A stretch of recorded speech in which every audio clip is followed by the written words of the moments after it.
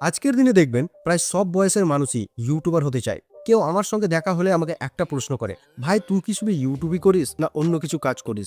আমি বলি, ভাই আমি কাজের সঙ্গে ইউটিউবও শুরু করি। তখন অনেকেই জিজ্ঞাসা করে, তাহলে কি ভাই আমি কাজ ছেড়ে পুরোপুরি ইউটিউবই শুরু করে দেব? আমি তাদের সবসময় বলি, ইউটিউব সবার জন্য নয়। আজ আমি পরিষ্কারভাবে বলবো, আপনার একটা ইউটিউব চ্যানেল থাকা উচিত কিনা। এই ভিডিও আপনাকে ডিমোটিভেট করার জন্য নয়, বরং আপনি যদি ইতিবাচকভাবে নেন তাহলে বুঝতে পারবেন ইউটিউব আপনার জন্য সঠিক পথ কিনা। যদি মনে হয় এটা আপনার জন্য উপযুক্ত, তাহলে আজই চ্যানেল খুলে ফেলুন। আর যদি মনে হয় নয়, তাহলে সময় ও শক্তির জন্য জায়গা বিনিয়োগ করুন যেখানে আপনি সত্যিই এগোতে পারবেন। যারা কন্টেন্ট ক্রিয়েটর হতে চান কিন্তু মনে দ্বিধা আছে, তাদের সব প্রশ্নের উত্তর আজ পেয়ে যাবেন। ভিডিও ভালো লাগলে লাইক করবেন, চ্যানেল সাবস্ক্রাইব করবেন, কারণ আমি নিয়মিত এরকম বিষয় নিয়ে কথা বলি। এগোনোর আগে একটা বিষয় পরিষ্কার করি, অনেকেই ভাবে আমি ইউটিউব শখ হিসাবে শুরু করব।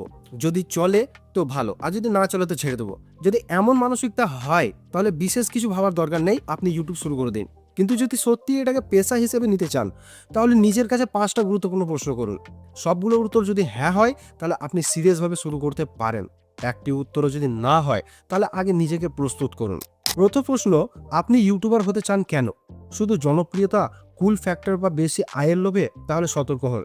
কিন্তু যদি ভিডিওর পুরো প্রক্রিয়া, আইডিয়া বের করা, স্ক্রিপ্ট লেখা, শুটিং, এডিটিং সব কিছুতেই আনন্দ পান, তাহলে আপনি সঠিক পথে আছেন। কারণ শুরুতে আপনাকে একাই সব সামলাতে হবে। যদি ফলাফলের চেয়ে প্রক্রিয়া ভালোবাসা থাকে, তবে দীর্ঘমেয়াদে টিকে থাকা সম্ভব। দ্বিতীয় প্রশ্ন হচ্ছে, আপনি কি প্রতিদিন শিখতে প্রস্তুত? ইউটিউব সম্পূর্ণ স্কিল নির্ভর প্ল্যাটফর্ম। এখানে নতুন ট্রেন্ড, নতুন আপডেট, নতুন কৌশল সব সময় বদলাচ্ছে। আপনাকে নিজের উপস্থাপনা, এডিটিং, কন্টেন্টের মান সব উন্নত করতে হবে। শেখার মানসিকতা না থাকলে এগোনো একদম কঠিন। তৃতীয় প্রশ্ন হচ্ছে, ধরা যাক 6 থেকে 8 মাস পরও চ্যানেল বড় হলো না, তখন কি করবেন? হাল ছেড়ে দেবেন নাকি লেগেই থাকবেন? ইউটিউবের সফলতার জন্য ধৈর্য অপরিহার্য, মানে একদম দরকার। শুরুতে হতাশা আসবে, ভিউও কম হবে, অনুপ্রেরণা কমে যাবে, কিন্তু যারা থামে না তারাই একদিন সফল হয়। এখানে আছে চতুর্থ প্রশ্ন, আপনার নির্দিষ্ট দর্শক কারা? শুধু ট্রেন্ডিং টপিকের পেছনে ছুটবেন নাকি নিজের নির্দিষ্ট বিষয় আপনার নিজ নিয়ে ঠিক করবেন? এক দুটি ভিডিও ভাইরাল হলে ক্যারিয়ার গড়ে ওঠে না। আপনাকে জানতে হবে কোন বিষয় নিয়ে দীর্ঘদিন কাজ করবেন এবং কাদের জন্য কন্টেন্ট বানাবেন। পরিষ্কার নিচ থাকলে দর্শক এবং অ্যালগোরিদম দুজনেই কাছে আপনি স্পষ্ট হতে পারবেন। পঞ্চম প্রশ্ন হচ্ছে, আপনার শক্তি কোথায়? কোন দক্ষতায় আপনি সত্যিই ভালো? গান, রান্না, পড়ানো, ব্যাখ্যা করা, যাই হোক না কেন, বাস্তব জীবনে মানুষ কোন কারণে আপনাকে প্রশংসা করে, সেটাই হতে পারে আপনার ইউটিউবের ভিত্তি।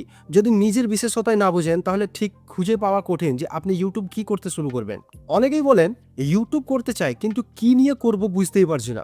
যদি বিষয় পরিষ্কার না হয়, তাহলে এটাকে শখ হিসেবেই রাখুন। কিন্তু যদি নিজের শক্তি চিনে ফেলেন, তাহলে সেটাকে প্রতিদিন ঘষে মেজে আরো উন্নত করুন। সফলতা একদিন না একদিন দেখতে পাবেন।